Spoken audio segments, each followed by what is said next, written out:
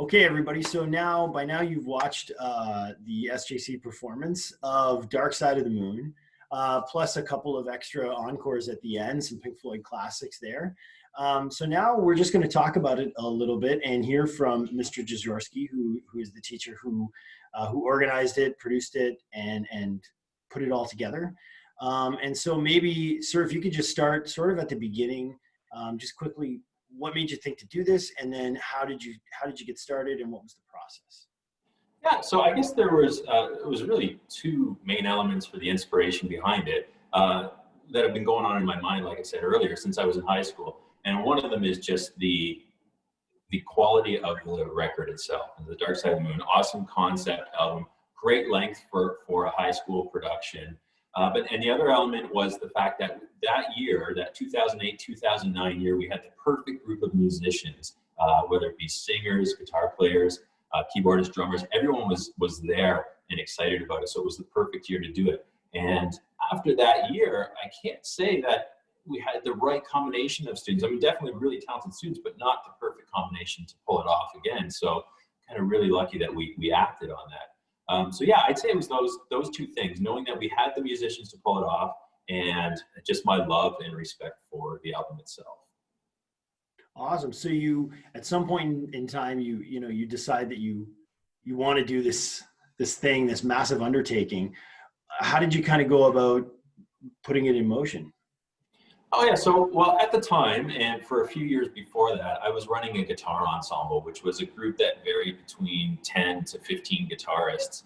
And I mentioned the idea to them as a group and thought that some members of that ensemble might be interested, and they jumped all over it. And once I kind of saw that enthusiasm, I put a little video together that was played on the announcements, talking about auditions for all the different parts that were needed. And yeah, we had a very good response. It was tough to cut people. I mean, there's a lot of talented students at that time in the school, and it was good to know that we had that talent there, but also very difficult to kind of cut out some kids that wanted to be a part of it but couldn't. Mind you, they found roles in other ways. So we did the auditions, and like I said, that was the year before. And once we picked the group, it was a total of 12 students, and their only assignment over the summer was to just learn the album, just listen to it inside out. Of course, if they wanted to start learning it on their instrument, by all means, they could do so. But really, I just wanted them to come back in September and know exactly what everything should sound like. So yeah, we came back in September, and that's when the rehearsals started. You want me to talk a little bit about how that was kind of structured? Yeah, that would be phenomenal, because one of the things that we as teachers who, like, you've run ensembles, obviously, in rehearsals, is the value of a good rehearsal, and like the frequency of rehearsals, and actually like what a rehearsal, what it should look like, and if you're running one, I mean, what does that mean? Before you go into your Wednesday night rehearsal, how do you prepare? So if you want to share a little bit about that. Yeah, so really it was split up into different kind of groups. Very rarely, especially at the beginning, were we doing full band rehearsals with all 12 people there. In fact, the first time that we would have done a full band rehearsal was quite late in the year when we brought in the saxophone player. So I had what I called the core group, and these were the guitar players, the bass player, and the drummer. So why is that the core group to me? Really because these were the kids that I could give the music to, tell them to take it home and say, you'll be learning this part, you'll be learning this guitar part. By next Wednesday, we need to be up to this point. And I could trust that they would go and take care of that. So that was the bass player, the drummer, and the two guitar players. And I called that the core group. So we'd rehearse maybe once a week, maybe once every 2 weeks at the beginning. But then I had some other smaller groups. I had the vocalists. So a lot of time went into planning, with 3 backup singers, how the harmonies were going to be arranged, who was going to sing what in which song, who was going to sing the lead vocal. We had 2 lead vocalists, actually 3. So there were a lot of decisions based around that, but we'd have full rehearsals with just the 3 female singers to sort out harmonies. We'd do that. We would have rehearsals for the keyboard players, and there were 2 of them. And that was an interesting group because they were awesome students and very quick to learn. They weren't piano virtuosos. So we had a lot of work to do with kind of talking about how, well, first of all, how the keyboard itself, they did have some experience with that, which helped, but they did not have any experience really with playing a Hammond B3 organ. Yeah. They played pianos. So there was a lot of discussion around that, how to play a synthesizer, what are the elements used in synthesizers and so on. So we meet with them separately as well. And then, like I said, later on in the game, we brought in the sax player and we started doing full band rehearsals, usually one song at a time. Once we put a song together, we would try it as a band. So for example, the first cut on the album, which is Breathe, it doesn't have the sax player. So we would have started that. Maybe I'd say it was probably late September before we got together as a group of, I guess it would have been 11 of them at the time, and played the first track. Okay. And then we just kind of, we spread it out like that. We'd say, okay, what's needed for this song? For example, Us and Them, lots of backup vocals. Yeah. We need lots of vocal rehearsals. Not too challenging for the rest of the band, so we can bring them in later. And it was really the planning. It was all about the planning, song by song. What has to take priority? How can we schedule this in so that it works with my schedule, all the students' schedules? Right. And luckily, because of that planning and having the students listen to the album very early on and get familiar with it, there was no stress, really. I can't remember any rehearsals where we went in stressed out, like, oh no, we've got to get this done. We're falling behind. It was never like that. We hit 2 weeks before showtime and we were ready to rock without any questions. That's phenomenal. That's amazing, because most of the time when you hear about rehearsals and shows, there's always a lot of like nervousness and are we ready? And they always go off, they always work and they go off with a hitch or maybe a small hitch, but that's amazing to hear that 2 weeks early you guys were ready. Now, I just want to ask you something. When you talked about giving your musicians the music to learn, like I give them do you literally mean you would give them sheet music to learn, or were they doing it mostly by ear, or a combination? Yeah, so the drummer did everything by ear. Mm-hmm. And he was very, very good about learning the details. You and I, Mr. Curto, have talked about this one part in the video where it's at the intro of Time. And we can talk more about how the video was assembled later. But the neat thing to notice is we had 2 shows for this concert. And one of them was on a Friday night, and the other one was on a Saturday night. With the intro for Time, the audio was better on the Saturday night recording, but the video was much better for the Friday night. And because the drummer learned things so perfectly, we were able to take the video from Friday night and sync it to the audio from Saturday night. That's how well he did it. So he did everything by ear. The bass player and the 2 guitar players, they both had songbooks. So I purchased these 2 versions of the guitar note for note notation and tablature, and there's a bass version of this too. So I gave that to them, and they used that playing along with the recording and backing tracks to familiarize themselves with everything. Okay. So a little bit of both, I guess. And then when you were talking about working out with your singers, the harmonies, mm-hmm. Again, was that something that was sheet music? Was there any arranging going on, or was that lifting off recordings, or how did you do that? Yeah, some of it came from listening to the recordings and lifting, but a lot of it did come from songbooks as well. A couple of the versions of the book that we got have all the vocal lines laid out with the harmonies and everything. So after we kind of went through those, and sometimes we'd have to trim it down a bit if there were 4 parts, but we only have 3 singers. How are we going to make this work? But a lot of that came from the songbooks, and then it was just choosing who's going to do what based on their abilities and so on. That's kind of a hilarious statement when you say, well, there were 4 parts and we only had 3 singers. And remember, they're your backup singers, and you also had 2 or 3 other singers in addition to that? Yeah.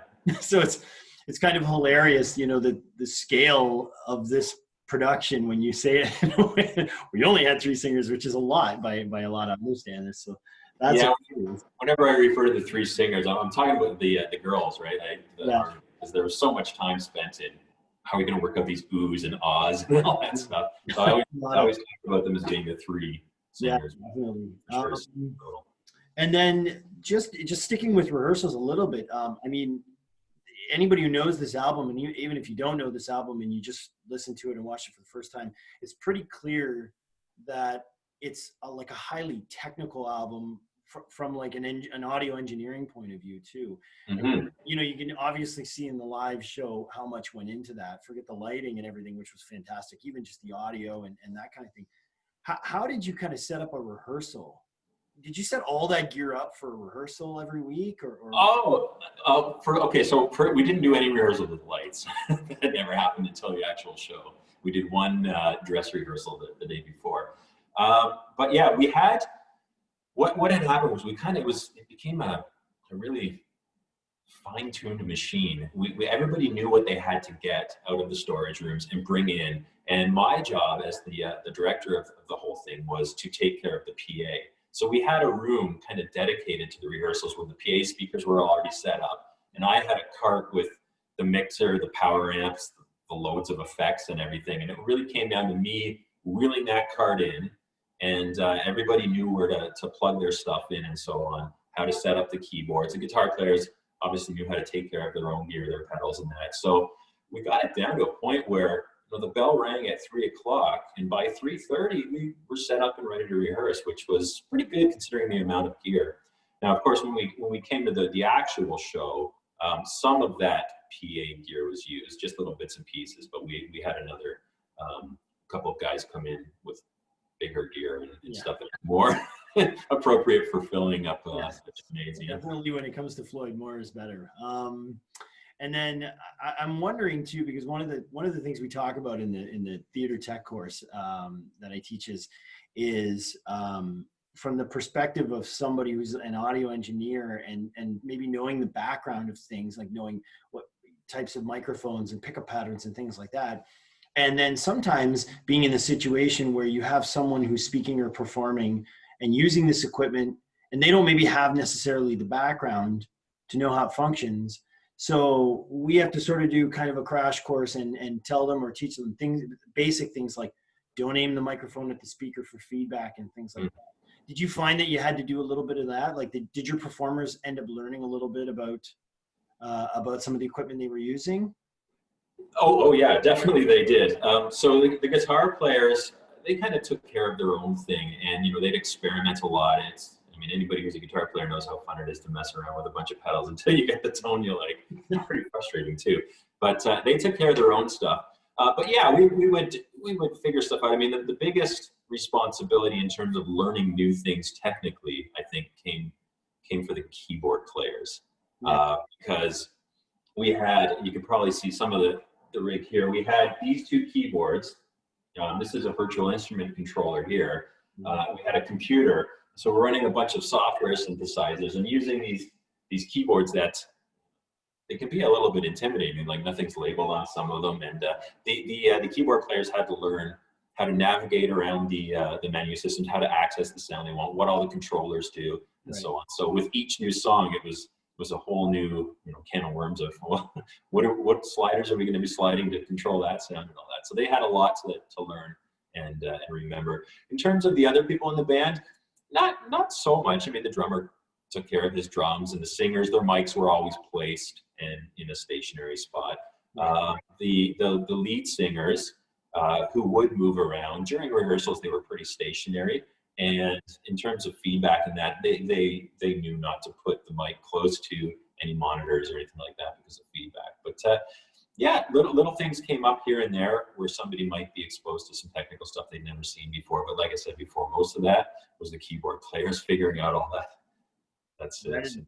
That is, I do remember that. And that's some pretty complex stuff too. People who aren't familiar don't know. When you're just learning maybe how to use a synthesizer, it's a pretty daunting task that you're learning to use it, and your first real live use of it is Dark Side of the Moon.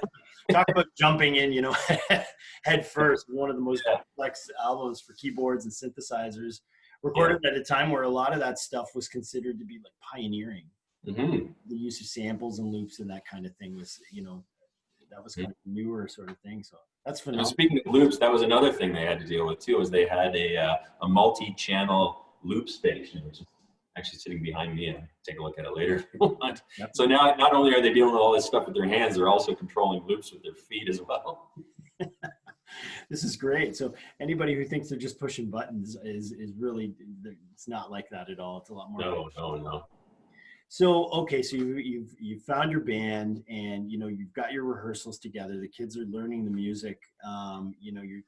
you're getting, I guess, a little bit closer to your live show. And I know you mentioned like at some point you started just making it full band rehearsals. Mhm. And I think, did you ramp up the frequency of your rehearsals too? You guys were Yeah. doing more a week and that sort of thing. Oh, it really depended on what was going on. I mean, you'll remember that same year we were doing the Footloose production through the drama department. So as they got closer to their show, they were doing quite a bit of rehearsing too, right? So that was another thing we had to kind of schedule around because we had a lot of members that were in both shows. And yeah, it depended on other people's schedules and also what was needed. If we had a great rehearsal and we were all on schedule, we give ourselves a break every now and then and say, okay, well, we'll come back in 2 weeks if we need to, and make sure you keep working on things.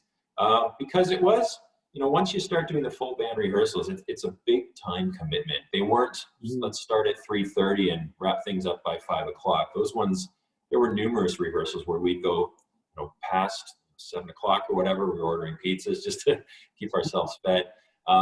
So because it was such a big commitment, we couldn't do that 3 times a week. Yeah. Now, what we could do is we would often, once there started being more of those full band rehearsals, we'd put one of those maybe on a Wednesday, and then maybe on the Monday and the Friday of that week, we'd have smaller ensemble rehearsals. Yeah. So there were weeks when we had, up to 4 rehearsals going, but it was always, nobody. I don't think there were any students that were at all 4 of those rehearsals. Just yeah. I had nothing else going on at the time, so I loved every minute of it. Yeah, no kidding. That's definitely a labor of love. And then, so you do all that, you have your dress rehearsal, and then, I mean, I'm jumping over, I know a lot of details, but you get to your live shows. Now, we've seen it, like the production is nuts. And I mean, I'm talking even, from the experience of being a live musician and playing and setting up lights and doing that. And also we have an auditorium that's fully functional now at SJB. And I still look at what you did, and I still think that's, you look at just even the lighting, like forget the audio that you had going on, but the lighting was very complicated, and you had like simultaneous video going at the same time. And I don't know if people watching that know, but that is not in an auditorium where all that stuff is permanently installed the way we have at SJB. Yeah. That's your gym.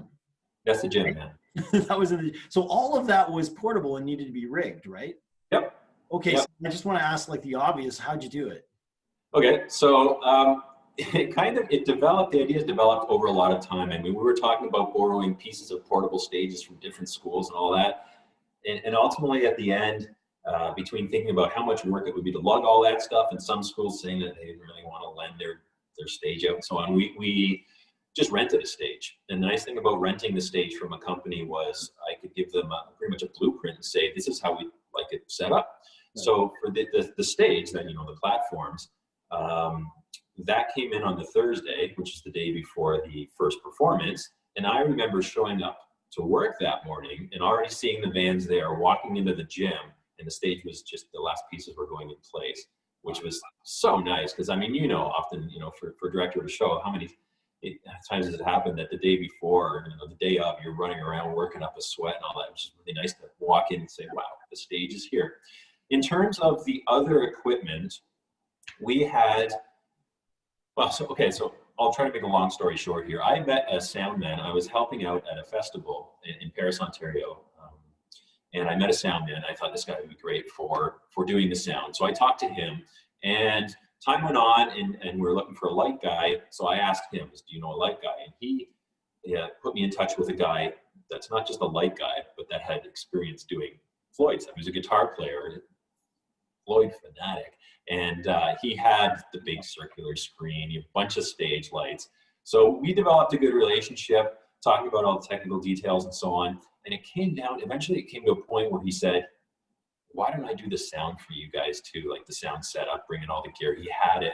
He had the stuff that was perfect for this show. Mm-hmm. And so we ultimately said, yeah, let's do that. So we talked to the other guy that was originally going to do sound, made some arrangements, and got this light guy to do the sound as well. And he came in on the Thursday morning, and we spent the entire day setting up the sound gear. And it wasn't until about maybe 4 o'clock that day in the afternoon that we were ready to actually start playing instruments on the stage.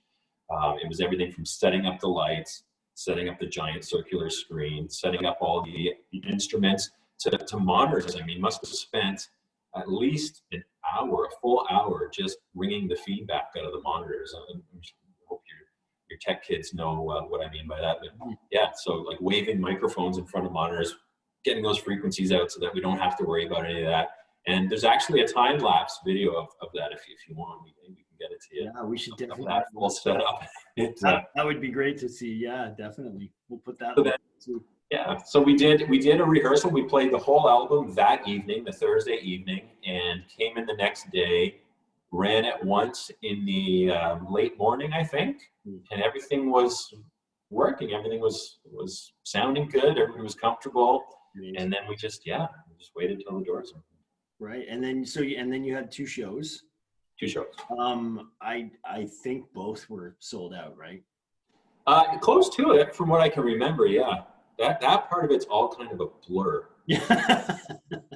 I remember the huge lineup before the doors opened. Yeah. And video, yeah, you could see that there was a lot of people in there. It wasn't completely sold out, I don't think, but we were definitely happy with the turnouts. Yeah, definitely. So, I mean, in the video, I think we see some of the obvious tech stuff. I mean, we see, microphones and speakers, and, you can see monitors, obviously instruments and stuff like that. Mm-hmm. And, we can tell that there are like obvious lights, shining on the performers. But I know that for this show, there were some particular things that are maybe a little unusual from your standard rock show. I mean, obviously the pulse screen, the giant circular screen, behind is not something you see at every show, maybe. And then, and I think even the truss had lighting on it, right, and things like that. I know you were there's a lot of smoke effects at times, and I know what that can do for lighting, but maybe you could just talk a little bit about some of the things that you guys had that were a little unorthodox at a rock show from a technical view. Yeah, sure. So we wanted to make it fairly grandiose looking. So we lucked out with the circular screen. That was something that I thought I was going to have to do a lot of work on myself, but luckily the sound man, the light guy, already had that built. So he brought that in, and we were projecting typical Floyd imagery on that screen. So, these kind of, it's like abstract things, and where did you get some of that imagery? Because that's hard.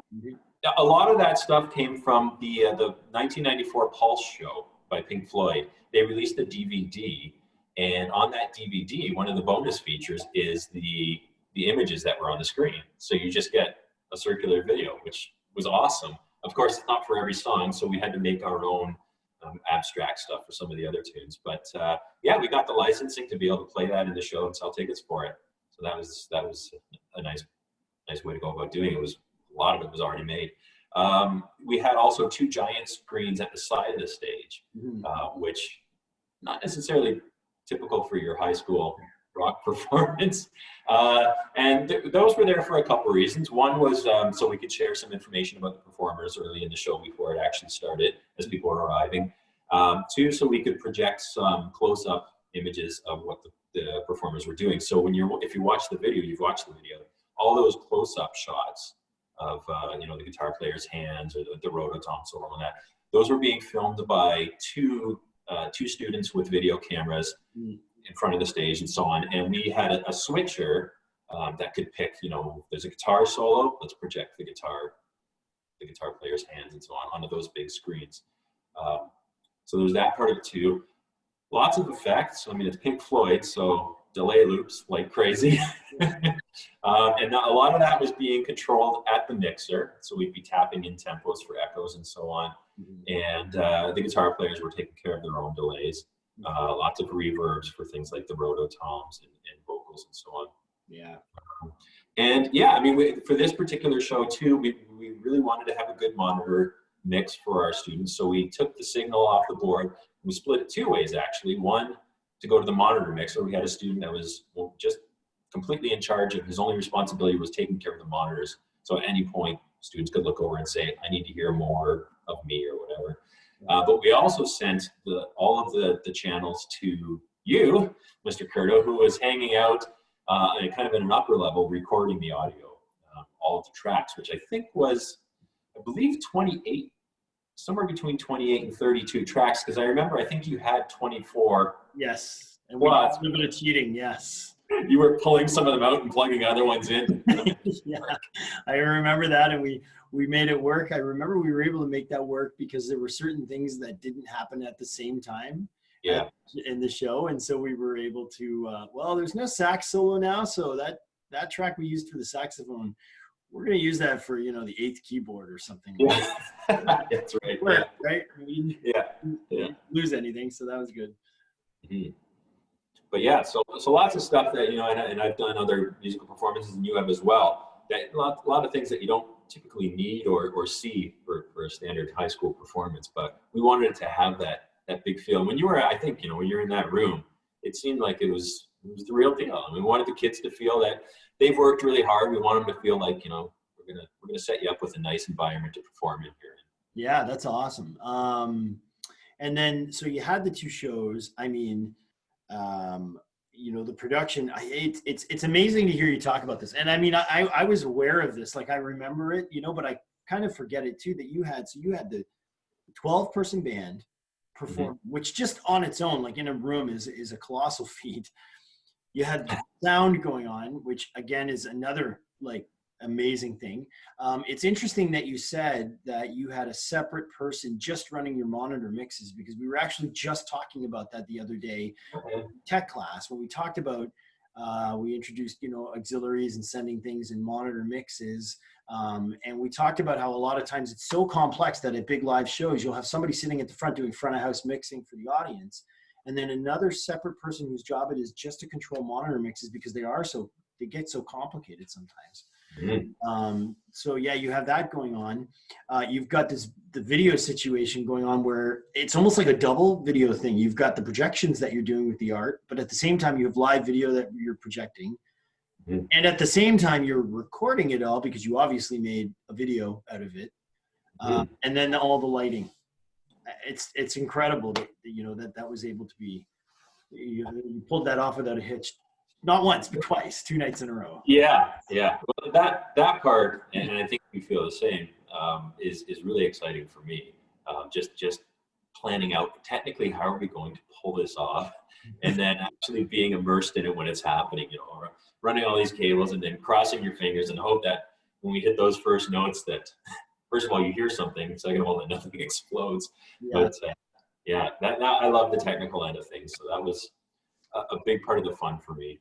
Yeah, that is a fun thing. If that's what you're into, that's definitely one of the biggest challenges in a tech perspective. And then if you want, maybe we'll talk about this once more, and then we can shift into some of the actual performance and the sounds, the effects. I know you have your guitar there and a lot of instruments, and maybe you can do some demonstration for us. I know we're both very excited for the actual playing, right? Musicians at heart, but.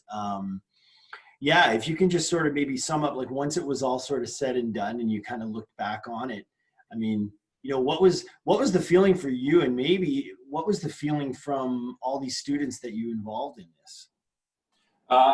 Everyone was super excited when showtime came and when it was all done. Of course, there was naturally a sigh of relief when it was done that it worked, everything went well, but tons of excitement. The attitude through the whole process, right from auditions to final performance, was very positive. I was over the moon actually to see this, which, like I said before, was kind of like a high school dream of my own come true. Mm-hmm. Yeah, very rewarding. And of course, there's the other things that were great to see too. I mean, some students that probably didn't even know each other before this started became really close friends. Some great relationships were built through the show. Seeing the kids grow musically was awesome as well. And and we still talk about it. Like last year was the 10-year anniversary of this show, and I remember chatting on Facebook with people saying, "Yeah, well, maybe we should consider doing a reunion show." Yeah, go on the reunion. All over the place now. I know. Honestly, that would be amazing. Yeah. Well, that's phenomenal. Thanks. So maybe we can jump into some of the actual music here too. I mean, this is, I feel like the Pink Floyd stuff is maybe first and foremost guitar driven. Like they're really known for a lot of their guitar stuff, the riffs. I know Dave Gilmour is really known not only for what he's playing, but the sound of his instrument, tone of his guitar, some of the effects and things that he gets out of that. So do you want to maybe talk first about some of the guitar stuff that you? Sure. So maybe the easiest way to do this is just to as quickly as possible, run through each song and just tell you kind of like some of the important guitar things that were happening in there. Yeah. Starting with, of course, Breathe. You have the Speak to Me intro, which is, you know, all sound effects. You get those 4 loud screams, and then it's the big E minor chord. Which to me, every time I hear that now, whether it's on the recording, whether I'm watching the show that we did, I get goosebumps every time. It's probably my favorite part of the album, I think. It's just that first part that sets the tone for what's about to come. So what was happening there, we had one guitar player, David. He was playing the rhythm stuff with his Stratocaster. Lots of effects, right? Lots of effects on that. Reverbs, a phaser, kind of give it that movement in the sound. And then the other guitarist, John Link, was playing the slide part. Now, David Gilmour does that with a lap steel, but John wanted to play it using a regular slide. So he was doing, do I have a slide here? Yeah. He was doing kind of this stuff here. All that, which is texture. There's your texture music on it, right? Which I love, that kind of that fluid sound of a slide guitar. And that was it for the whole tune there, pretty much. That's what they were doing. John with his guitar using effects, delays. There's delay on like every guitar thing in Floyd, and reverb, as well as a volume pedal to get that swelling kind of sound. Yes, yeah, do that, yeah. Yeah. So awesome tune, Breathe. That goes in then to On the Run, in which there is not a single guitar note, so we'll skip over that one. And then we get to Time. So Time, again, introduction drenched in effects, all those big long notes. And John was actually using 2 delay pedals on that, I believe. It's a while ago. So he had one at one feedback rate, one delay rate, and the other one at a different one, and it creates that kind of really echoey, cool sound. And then, so typical rhythm guitar, rock rhythm, there's a lot of that. And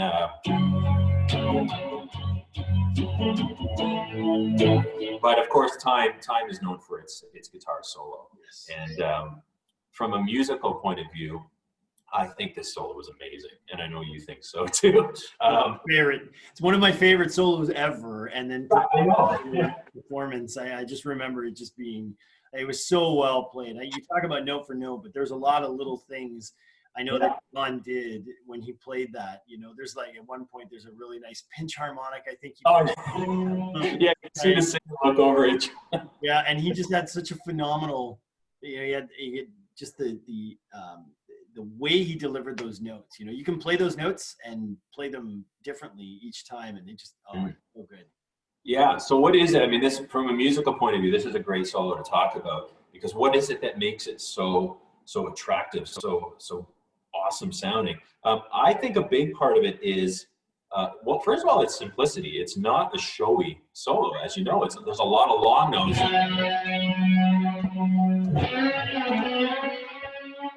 Long notes, right? Well, what's the other thing, really? It's that tension and release that does it for me. There's so many times where he'll do a slow bend or something, and he really builds that tension and then resolves it. And it, in my mind, does something for me. I can't really say what it is, but as we know, that's a big thing in music, right? That tension and resolution. Yeah, tension, resolution. And you know, Dave Gilmour, the guitar player for Pink Floyd, one of the things I've heard said about him is the way he bends notes on guitar. It's different than other people, and he is just a master at the speed that he bends at over the length of, say, a whole note. Yeah. The way how much he bends it and the pitch he puts to it, like it's just he's masterful at it. Yeah, and just some really neat things too. Like there's a whole section of that solo that's done on one string, and it's so easy to play at that part, but it just sounds so perfect for the song. And that's really a part of being a good musician, right? Is playing a guitar solo that's not showing off you necessarily. I mean, there's time for that too, but playing a guitar solo that fits with the song the right way. Yeah. That complements what's going on. And there's so many parts in this album where that happens. Take, for example, Us and Them, where the piano player just hits a chord and then nothing happens for like 2 bars or whatever, right? It's just, which is awesome. And it's hard to do as a musician sometimes. You want to keep playing, but so much of it is doing the thing that's right for the song. Right. Yeah, so that's Time. And what's after that? Great Gig in the Sky. So not really much in terms of guitar, just some slide guitar at the beginning. And again, John was doing that with the slide on his Stratocaster. After that comes Money. Now, the thing that stands out for Money for me is a couple things. One is the really cool tremolo, rigid tremolo effect that the guitar player had. I don't have that set up here, so I won't show you. But the other, I should have got the twin reverb going because I have the built-in tremolo on it. Yeah. The other thing, though, is that on the actual Dark Side recording, David Gilmour double-tracked that solo. Now, I don't know how he went about doing that. My guess is that he improvised it the first time through, memorized what he played, and then played it over top of his original solo. I don't think he planned it out before the recording. That's not a very Gilmour thing to do, from what I know. But and we wanted to create that because double tracking creates a certain sound, and it's not just having the 2 guitars play at the same time. You might say, well, can't you just use an effect to double track like that? And you can, but it's the inconsistencies in it, right? There's so many parts where the first track of guitar does a bend on a note, and you hear the second guitar do it a fraction of a second later, but it's only at that part, it's not through the whole song. So we didn't want to just use an effect to kind of create that. So we actually had the 2 guitar players learn the solo and play it together live with those differences in timing, slight differences. And it's pretty cool. They surprised me with that. The first time they did it, I didn't think they were going to do it. They were playing, I'm like, wow, you guys are really paying attention to who's playing what here. That's phenomenal. Yeah. And then Us and Them, not really, I mean, it's got an important guitar part in it, especially at the beginning, but not really a guitar song. So it's, again, just kind of that kind of thing going through. So lots of rhythmic stuff that's important, which then takes us into Any Color You Like. So yeah, one.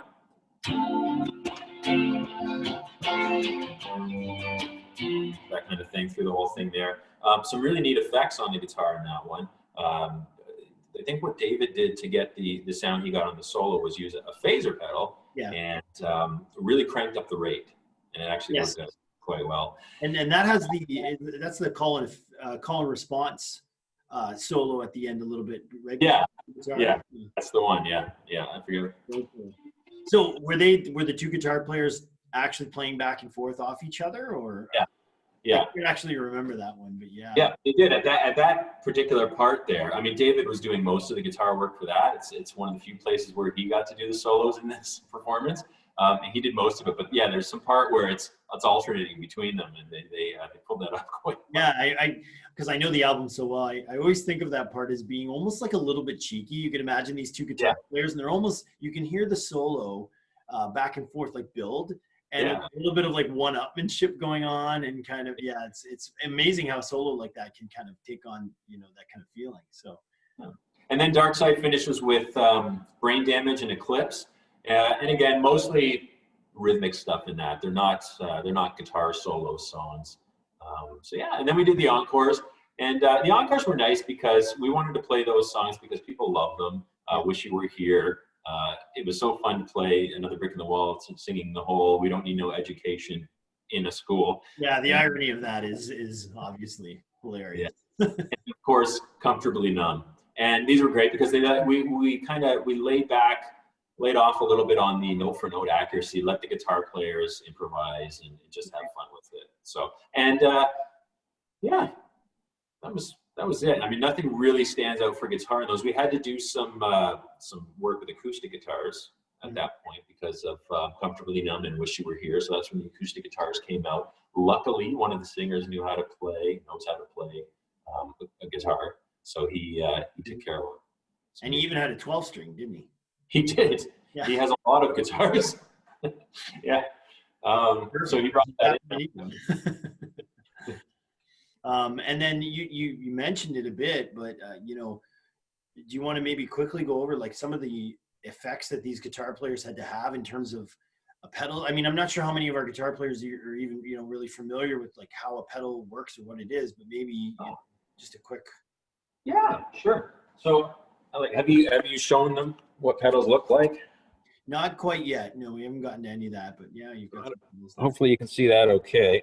Yeah. That's one of the pedal boards that I've been using lately. And of course, the idea behind pedal boards is that you can change your sound with your feet. So while you're playing, you can get different sounds. So they had most of their drives, their distortions and overdrives were coming out of their amps. So to get that rock sound, that was being controlled, you know, through their amp. But beyond that, the big pedals that they used were delay pedals. And if the students don't know what delay is, it's echo, essentially. So when you hit a note, let's just get something here.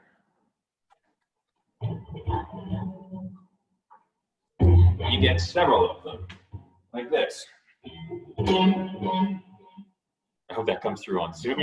But yeah, so that's that. I think John, I believe he was using 2 delays, or he was using 1 delay, and I was controlling the other delay through the mixer. I'm not sure.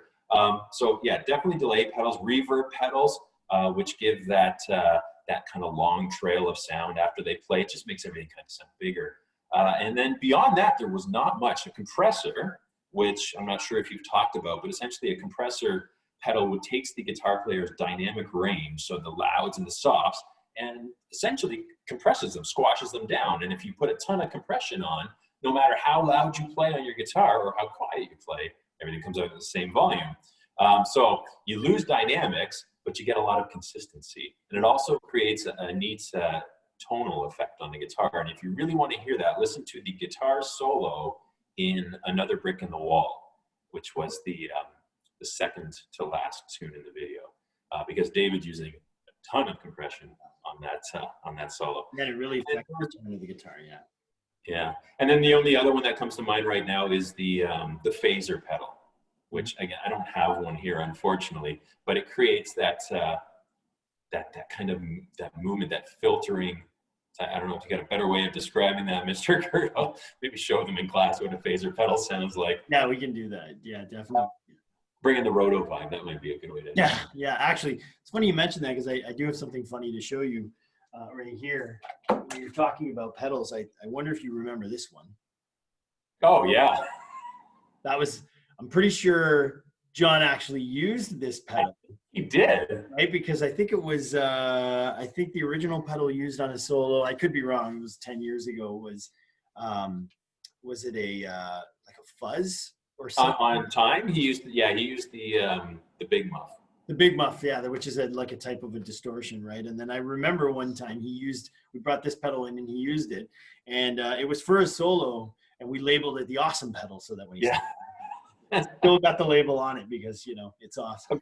I believe that's what we call the master fader on the mixer too. Turn up the awesome. Turn up the awesome, yeah, absolutely. Do you want to maybe go through the same way you did with guitar? I mean, maybe we can't go through every song with that much detail, but if you want to go song for song and maybe pull out what the biggest musical element was, or the biggest, you know, technical thing. So like, for example,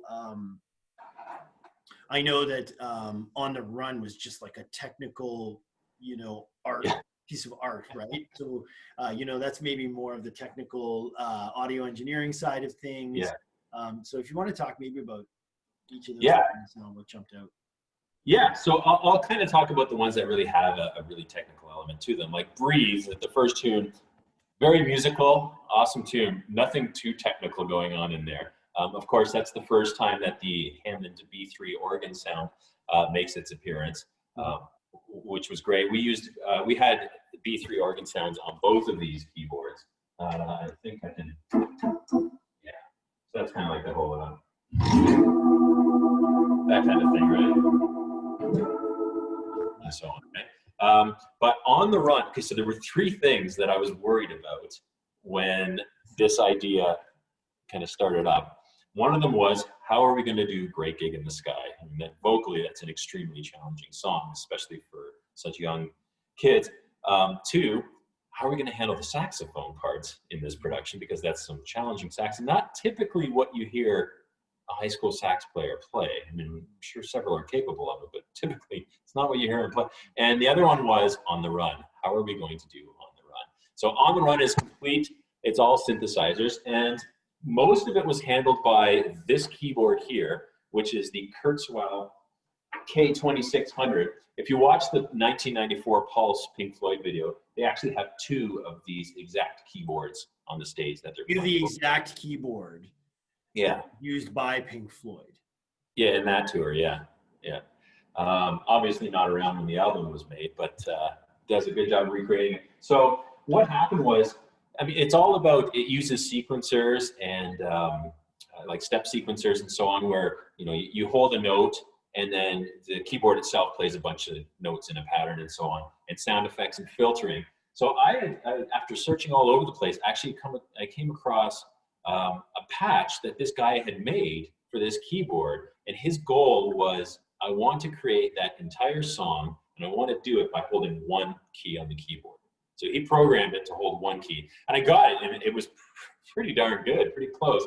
But I did not want to have, what is that song, 3 minutes long or something, of this is going on in the stage, right? So I took that patch and I split it up into a bunch of different parts and assigned a bunch of different controllers so that the students could actually, you know, have a little bit of input into what's going on. So what you get, you know, it's been years. I have no idea even which keys, what does what here, but I'll try to give you an idea. So it's set up so that, I believe this is the first one. Okay, wrong key. Anyway, it's this one here. So you get hi-hats. And that's that step sequencer right now. It's playing. So can you hear it okay? Yeah, definitely. All right. And then when I start to bring up this fader, you get the notes coming in. Right? So that's the kind of underlying sequence for this whole tune. And the rest of the sliders on this keyboard, there's a filter, so it kind of changes the timbre. There's one of those words. Another filter. So we had timed it all out. There's other sound effects.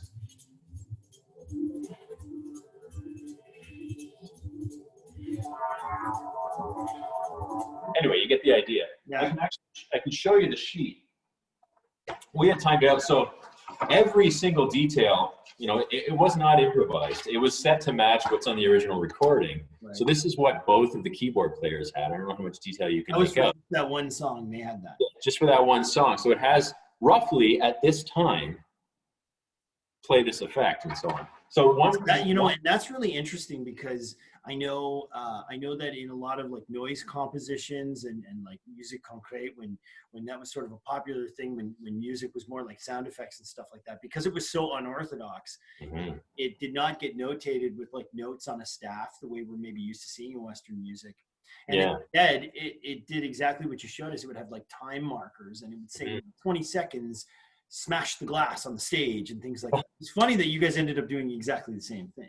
Yeah, it was really, because we didn't really, it would have been a little bit weird to do it in terms of measures and stuff, because things came at seemingly random times and so on. It's just, and that was rough, right? So something happens at 27 seconds, something happens next at 38 seconds. So roughly count out 10 seconds, 11 seconds in your head, whatever. And the other keyboard was taking care of a lot of the samples. So we actually, so that's like an airport sample, right? So we were using a sampler that was run off of the computer being controlled by the keyboard. We had Live for Today. So that, there's a lot of dialogue with an English accent, and we wanted to be able to control that and access it whenever we needed it. So what we did was we found a gentleman with an English accent. It happened to be the music teacher at the school, her father-in-law. So we got him to come in. I gave him the dialogue ahead of time on a piece of paper. He was very excited about it. He actually rehearsed these lines, and then he came in and he read it into the microphone. I recorded it, and then I set it up with reverb and left-right panning and all that, so that, yeah, when you, that's actually me. That's phenomenal. So you pre-recorded all those samples and then you just triggered them with the keyboard. Now, he's the one. Is he the one speaking during Us and Them? Yes. Before the saxophone. I'm not finding it, and I'm not. That's amazing. I don't know how you don't have that as like your Yeah. you know, or something like that. That's a riot. Wow, Yeah. phenomenal. And while we're talking about that, another thing that it was great for was money, because the sound at the beginning.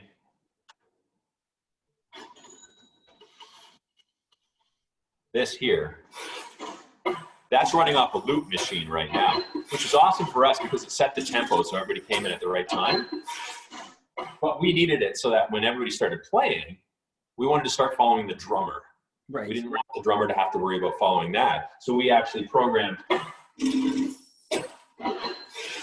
onto different keys, right? So whatever key you hit, it's a different Comical to watch you playing it like on the keyboard, that, you know, just to do it that way. It doesn't, you know. Yeah. It's so hilarious. I know. It was fun. So yeah, that was on the run. And then when we got to time, the biggest, I think, technically for time, I mean, there was the rototoms, getting the right sound there. And you did a wonderful job kind of setting that up on the recording. That was an easy one. That was just lots of reverb, just 100% reverb, yeah. On those drums, yeah. And then, yeah, so there's some synth sounds that come in for time. We have, let's see if I can remember what's what here. Big bassy synth at the beginning. And that's accompanied, you know, with guitars. But we needed to bring in a farfisa. So we've got this hand, the right hand, you probably can't see that. So my right hand is playing a note that I can bring up. And then, so you get both of them happening.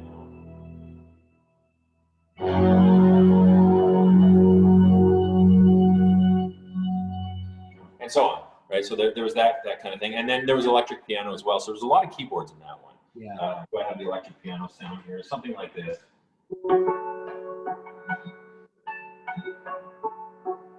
Brandon was playing that on this keyboard, I believe. Mm-hmm. And then technically for the rest of that, nothing comes to mind. Yeah. Technically. I mean, the guitar solo, right? But we did talk about that. Great Gig in the Sky is next. Yeah, so that was a vocal thing.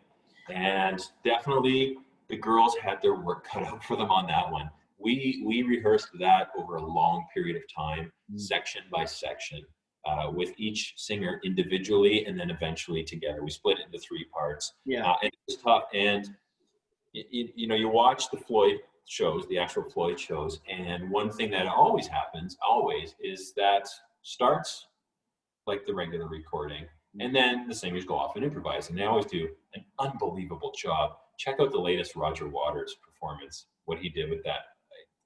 It's amazing. But anyway, we didn't want to do that. We wanted to make it exact. So in my mind, I imagine this would be really tough because it's not words. It's essentially yelling, I guess, or whatever. And so how do you remember that? You're really just remembering the melody of it. And they handled that really well. They learned their parts, and it was challenging. I mean, there were numerous times where the girls got really upset with themselves because they were not performing up to their own standards. But luckily, when showtime came, they were very confident and comfortable with it, and they did a great job. And I was really impressed because that was, like I said before, one of the other things I was scared about was how are we going to pull off this tune?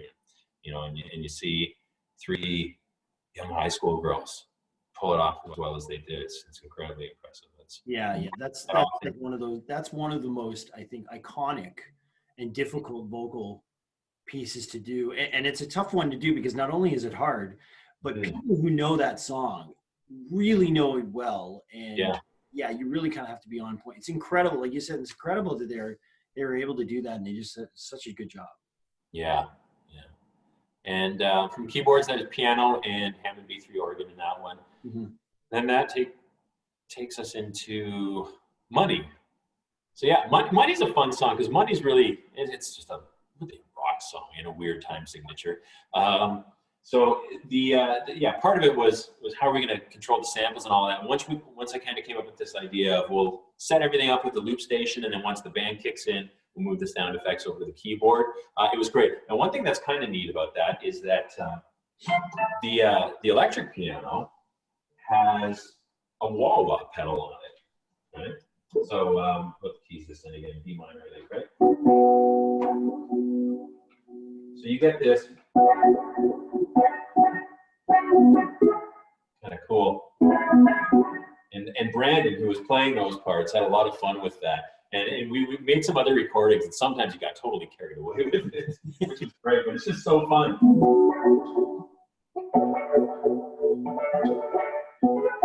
And you're rolling that with your foot?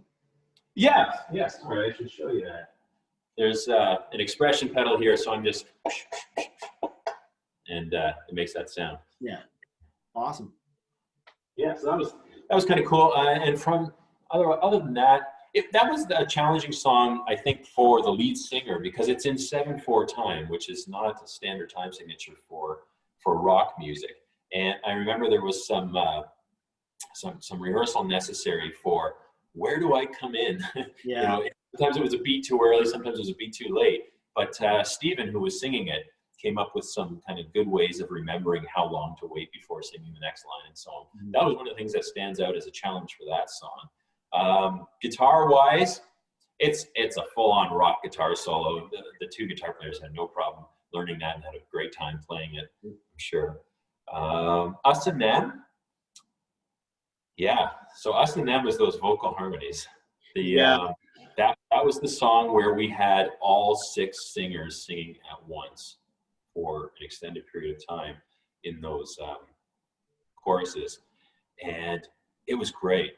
I wish I had recordings of it. I remember we'd go on the morning announcements a cappella and sing one of the lines from that or one of the sections of that song, and it just sounded so cool. Yeah, with all 6 of them. That would actually be, I wish I had the tracks from the recording. They seem to have been lost somewhere, but that'd be a really neat thing to do, is just play those 6 vocalists at once.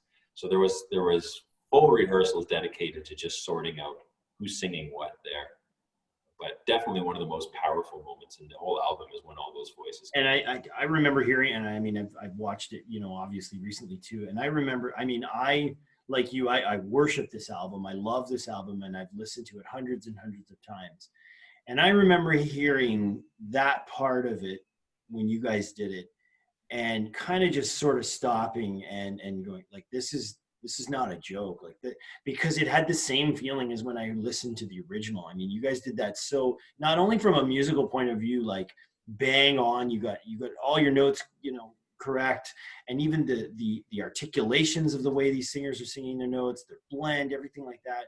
But even from like a technical point of view, I remember that like blending 6 voices like that on top of a rock band that was playing full out, I know is really difficult. And I remember live just sort of standing, and then on top of that, you got like the challenging acoustics of a school gym, yeah, which is one of the worst acoustic environments, you know, known to man. Yeah. And I just remember thinking, wow, this is the part that really kind of speaks to how bang on the entire performance was. Mm-hmm. It was incredible. Yeah. I love that part. Yeah. That is one of the best parts. Yeah. I remember the first time that they did it, I was speechless for a good couple of minutes afterwards. Get a tear. I think there was tears coming down my eyes. Yeah, that's amazing. Yeah. So that song is really all about dynamics, right? Building up to that huge sound at the chorus and then going right down to nothing. Right down to nothing, yeah. Oh, and I almost forgot it. We have to talk about the saxophone. Back in Money and in Us and Them, there's the saxophone. A little bit of story here. What are we going on now? Like an hour and a half of discussion here, but that's all good. It's maximum fun for me, so I don't know. I don't get I'm having no meeting right now. Right. So saxophone, I knew right from the get-go that this was going to be one of the most challenging things for us to accomplish, was making those sax parts come to life. And we did not want to fake it. We wanted to play it exactly as is. So the plan was right away, I did not know any sax players in the school that could handle it at the time. Our music teacher, though, Jamie Marriott, is a fantastic saxophone player. And I thought, you know, this would be great. We'll have a teacher come up, rip some solos, and that'll be it. And she totally could have done that, no problem. She was pregnant. So what happened was she was due right around showtime. And we got about halfway through the school year, and it was obvious that we have to either come up with a backup plan or just come up with a new plan right from the ground up as to how we're going to handle the saxophone. And because it's quite possible that she would not be able to be there for the performance because she'd be delivering a baby. So I remember, and I still have it somewhere here, I remember transcribing the saxophone, or I should say rearranging the saxophone solo for guitar, because I thought maybe I could jump in and do it on a synth guitar, which is, with a synth guitar, you can make it sound like anything. So I make it sound like a saxophone. But after writing out and trying it, it just sounded awful. It sounded so fake. So I didn't want to do that. And then Michael stepped in. And now Michael, who played the sax, initially auditioned to play bass. He's an excellent bass player. But he didn't get that position. So when it came down to the sax, he was willing to take on the challenge. And he really had his work cut out for him. Practiced like crazy. We met numerous times and we'd handle it 4, 5, maybe 6 bars at a time. Go home, practice like crazy. Wow. And then he pulled it off. And you know, he'll tell you there were numerous rehearsals where, and the band will tell you, it's like, wow, that sax still needs a lot of work. And then we got to, it must have been about less than a month before the show, and there was one rehearsal where I think the whole band went, oh my gosh, he nailed it. Yeah. He's got this down now. And it got to the point by the actual show, he was so confident with it that it's obvious he was really just enjoying it. There's a part in there where he's playing, ends up lifting up one of his hands in the air when he plays these notes and stuff. So really came along a long way. Super proud of him for pulling that off, because it is not easy. First of all, it's in a crazy key. Yeah. That he was not used to playing in on saxophone. And it's tough. I mean, bending, a typical concert band, how often do you bend notes on a saxophone? I know that's not a typical concert band kind of, I'm learning my instrument in school. That's very much like it's closer to a jazz solo, right? You know, yeah. Than anything. And even the idea of improvising, you know, is that takes a lot of practice. Now, did he already play sax when he decided to do that? Yes, he did. He played sax in the concert band. Okay. Yeah, so he knew how to play, which was good. But the techniques and the level of expression and the growling sounds and all that he had to learn was a huge challenge, and he met it for sure. Yeah, he really did. That's awesome. And that's such an iconic part too, right? Is those sax solos, was it Dick Perry who played them originally? Yeah. Yeah, like they're iconic. Again, that's one of those things that people who know Floyd know the sax solo, the way it goes, the timbre of that instrument, the way he played, like you said, you know, the growls and the bends and all the altissimo notes and stuff like that.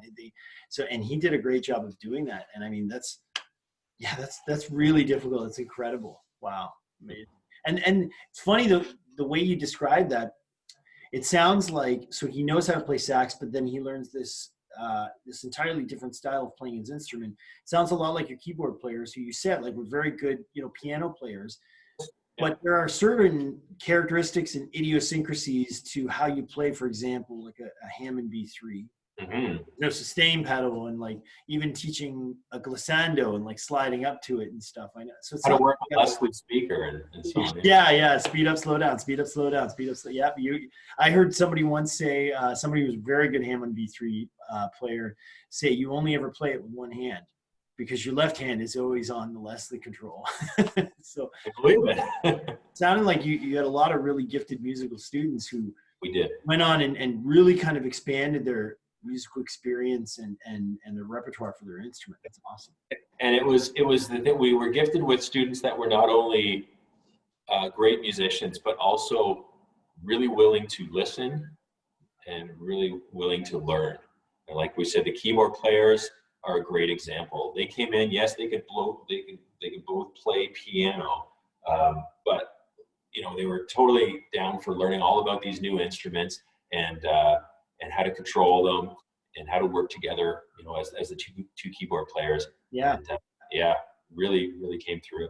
That's proud of them. Yeah. What a great group. Yeah. Awesome. Where did we leave off? Us and them, I think. Mm-hmm. Yeah. Because we were talking about sax solo. Sax. Yeah. Michelle had a great, speaking of piano, Michelle had I love that little piano solo in there. and that was all hers. I mean, it was one of the times where she got to kind of shine with that piano solo. Yeah. Other than that, yeah, it kind of then just almost abruptly goes right into Any Color You Like, Mhm. which is really just a fun jam. Yeah. Isn't it?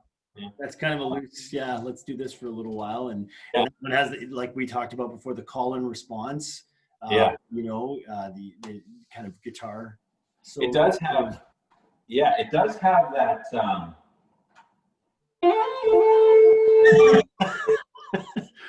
Delayed.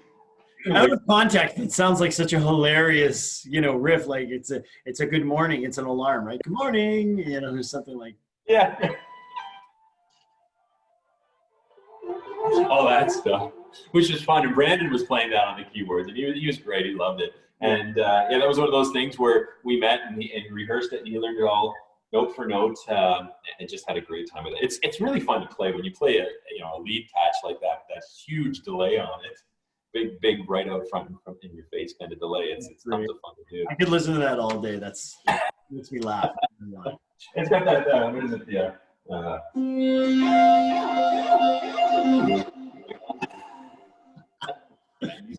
Oh man, that's Great.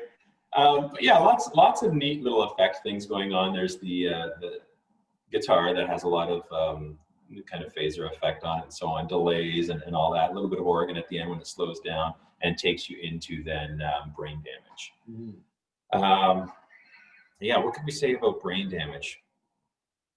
Definitely musically a simple song, Mhm. really not much to it, but one where it really, I think, again, the most important thing in that one is the dynamics, right? You Yeah, got yeah, that very calm kind of verse happening, and then it gets into that chorus, and everything just all of a sudden you get that note leading into it, and then boom, you got big harmonies, you got loud instruments, and so that was all about dynamics. Now, that's an interesting song because it really plays well with its placement in the album. Like I feel like coming right after, what did it come after again? Sorry, what was the song?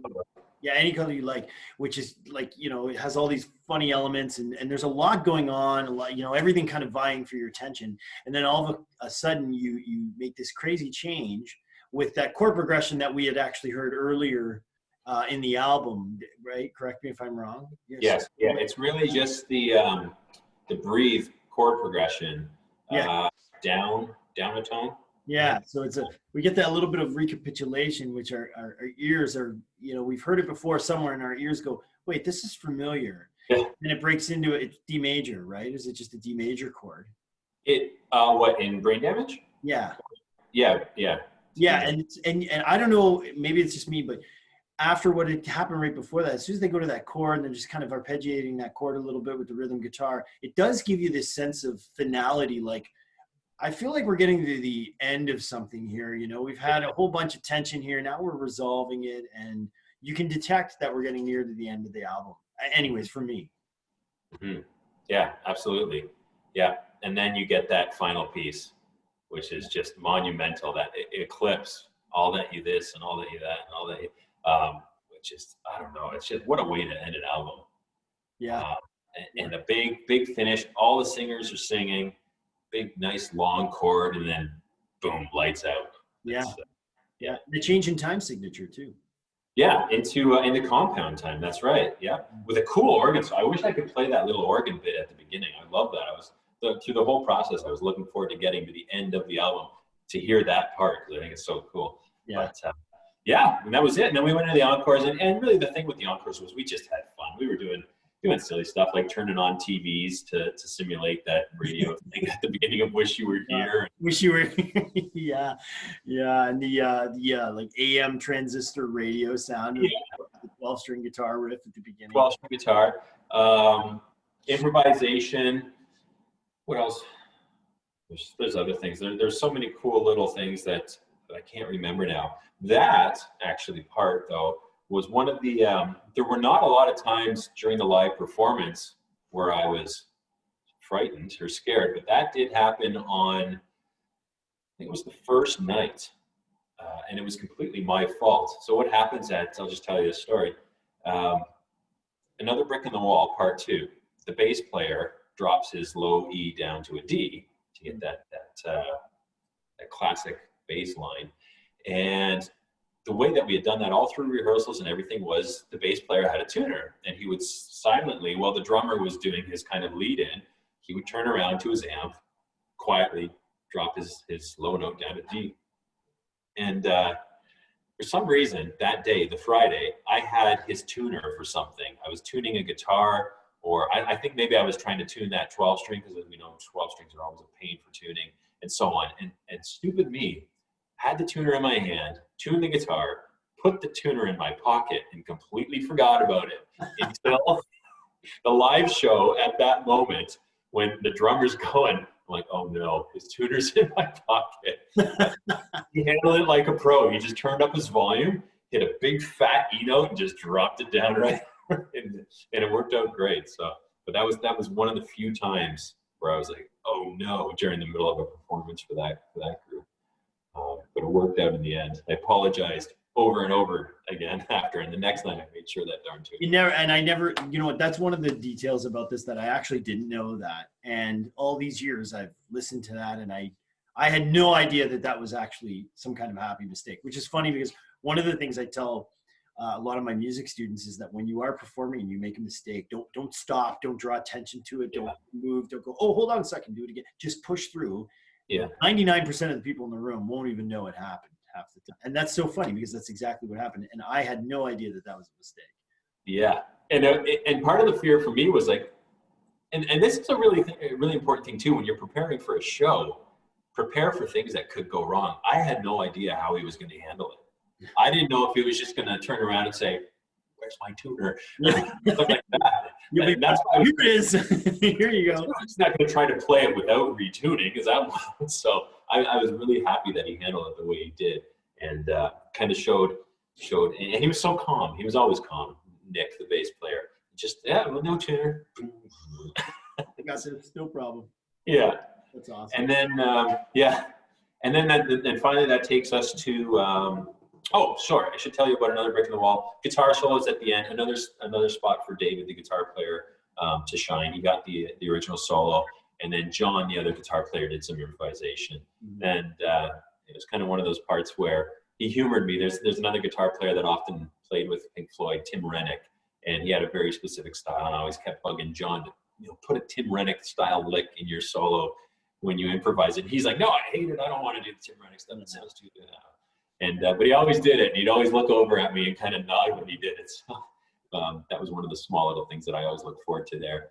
Always gave me a laugh. Where's he going to put that Tim Rennick lick? Yeah. And then we go into Comfortably Numb, which of course is just a blockbuster way to finish a show, and big solos at the end. Orchestra on the keyboard, which was kind of cool. Mm-hmm. Yeah, it's here. I don't remember where it was played with.